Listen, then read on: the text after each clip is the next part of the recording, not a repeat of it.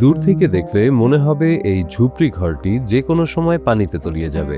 জোড়াতালি দিয়ে দাঁড়িয়ে থাকা এই ছোট্ট ঘরটির একদিক দিয়ে রাস্তা চলে গেছে। বৃষ্টি এলে সেই রাস্তা সহ এই ঘর পানিতে তলিয়ে যায়। জরাজীর্ণ এই ঝুপড়ি যেন মুখ থুবড়ে পড়ে যাওয়ার অপেক্ষায় রয়েছে। এখানেই একজন শতবর্ষী অসহায় বৃদ্ধের জীবনের শেষ সময় কাটছে। এখনো তার স্বপ্ন একটি পাকা ঘরের, আর অপেক্ষা যেন শুধুই মৃত্যুর জন্য। পানি খুব কষ্ট, এলা বৃষ্টি আইলে পরেও ঘরের ভিতরে পানি উঠে। আমার তো বাড়িঘর নাই। যেখানে উন্নয়নের গল্পে প্রতিদিন নতুন নতুন অধ্যায় যুক্ত হচ্ছে, গ্রামে পাকা রাস্তা হচ্ছে, শহরে বহুতল ভবন উঠছে, কিন্তু সেই উন্নয়নের মানচিত্রের বাইরেও কিছু মানুষ রয়ে গেছেন, যাদের জীবন যেন নীরব এক অভিশাপ, আর শরীর যেন এক জলজ্যান্ত অভিযোগপত্র। তাদের দেখলেই অনুভব করা যায় তারা কেমন আছেন। এ যেন দুর্ভিক্ষের সময়ের কোনো মৃত্যুপথযাত্রীর হাড্ডিসার দেহ। বয়সের ভারে নুয়ে পড়া শরীরের সব হাড়ই যেন গোনা যাবে। আমাদের ভুসি দাদা গ্রামের, তার শরীরের যে অবস্থা, তার হাড্ডি গুলো বোঝা যায়, তার শরীরের হাড্ডি গুনাও যায়। ভুসি আঙ্গুর পড়ছি এর মনে করেন যে আঙ্গুরের 3 প্যাকেট কামাইগিরি খাওয়া লাগে। এর মনে করেন যে তাই তো একবার অসহায় লোক, তার দিকে যায় সরকার জন্য লড়া চেষ্টা করে বাড়ার চা তার দিনটা। হ্যাঁ, তাই জন্য বসবাস করে মানুষ তো দূরস্থান, গরু পাত্র খাওয়া না, এরা অবস্থা খুবই অসহায়। এই ঝুপড়িতে থাকেন শতবর্ষী কবির উদ্দিন ভুইয়া, স্থানীয়দের কাছে যিনি ভুসি নামে পরিচিত। চোখে দেখেন না, কানে শোনেন না, পাশে আছেন তার অভাবী জীবনের সাথী। বর্তমান যুগে এমন ঘরে মানুষ তো দূরের কথা, গরু ছাগলও থাকে না, অথচ এখানেই এই দম্পতি বসবাস করতে বাধ্য। আসলে ওনার অবস্থা খুবই খারাপ। উনি যে জায়গায় বসবাস করে, আজকাল যুগে মানুষ গরু বাছুর এরকম করে থাকে না। আমাদের এই ভুসি দাদা গরিব মানুষ, নিরহ মানুষ, তার ঘর বাড়ি কিচ্ছুই নাই। বন্যার মধ্যে এই অবস্থা, পানি একাডুগুরি ঘরের মধ্যে, চোখে দেখে না, কিছু দেখে না। জামালপুরে বকশীগঞ্জ উপজেলার পৌর শহরের মিয়াপাড়ার বাসিন্দা মৃত তমিজ শেখের ছেলে কবির উদ্দিন ভুইয়া ওরফে ভুসি।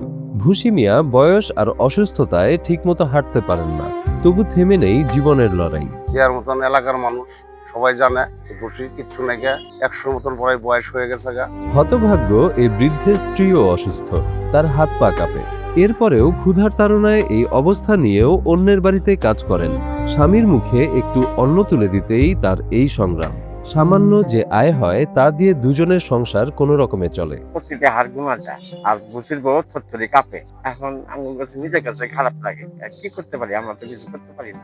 আমার গোতর কাছে আমার নাই বাড়ি নাই ঘর, আমার স্বামী বিছনা তুই আছে, আমার সে কাজ কাম করে পাঠাচ্ছি না। আমার খুব কষ্ট হয়েছে বাবা। যৌবনে ভুসি মিয়া করাতকলে কাজ করতেন। জন্ম থেকে দারিদ্রতার মধ্যে থাকলেও তিনি কখনোই ভিক্ষা করেননি।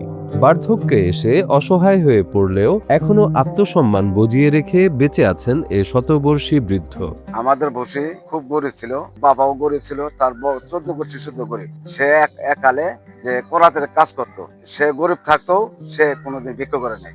এনগা বললো যে খাইছি, সে বিক্রি করে না। এনগা বুড়ো হয়ে গেছে, দিলেও মানুষ খা, না দিলেও না খা। সে খুব গরিব, সে কারণের দিকে চায় না। জন্ম থেকেই ভূমিহীন এই বৃদ্ধ আজও রাস্তার ধারে একটি জরাজীর্ণ ঝুপড়ি ঘরেই দিন কাটাচ্ছেন। জীবনের শেষ প্রান্তে এসেও এখনো তিনি স্বপ্ন দেখেন একটি পাকা ঘরের। তাদের 3 সন্তান রয়েছে, কিন্তু দারিদ্র্যের নির্মম বাস্তবতায় সন্তানেরাও অসহায়। ইচ্ছা থাকলেও বাবা মায়ের দায়িত্ব পুরোপুরি নিতে পারছেন না। ফলে বয়সের ভার, অসুস্থতা আর অভাব সব মিলিয়ে প্রতিটি দিনই যেন তার জন্য নতুন একটি সংগ্রাম। আমার কিছু নাই, বাবার কিছু নাই, হোটেলে কাজ করে খাই, যতটুকু সাহায্য পারি এতটুকু বাবাকে দিই, চলাফেরার মতন কিছু নাই। ভুসি মিয়ার প্রথম স্ত্রী 2 ছেলে রেখে মারা যান। পরে তিনি দ্বিতীয় বিয়ে করেন।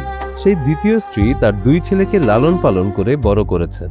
তবে সন্তানরা নিজেদের সংসার চালাতেই যেখানে হিমশিম খেয়ে যাচ্ছেন, সেখানে বাবা মায়ের দেখাশোনা কিভাবে করবেন? তাই এই অসুস্থ অবস্থা নিয়েও এই বৃদ্ধার কাজ করতে হয়। শারীরিক প্রতিবন্ধকতা থাকলেও তার কোনো ভাতা পাওয়ার ব্যবস্থা না থাকায় খুবই বিপদ হয়েছে। তার স্ত্রী বয়স, সেও প্রতিবন্ধী, সে দাঁড়ালে পরে সে থরথরি কাঁপে, চলে নিয়ে নিজেই চলা হয়।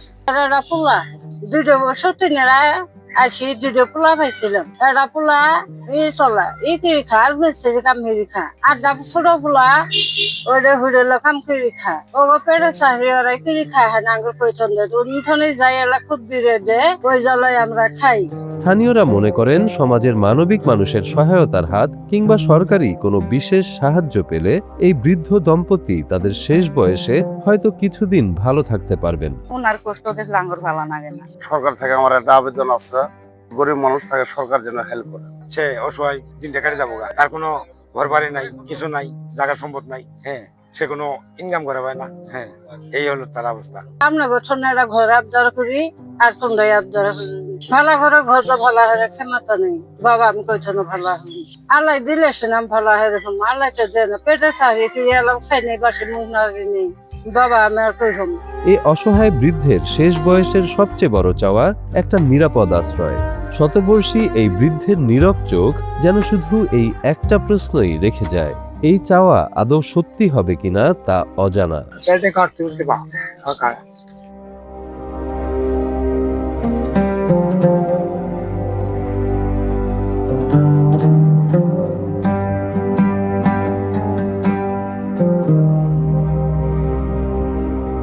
Thank you.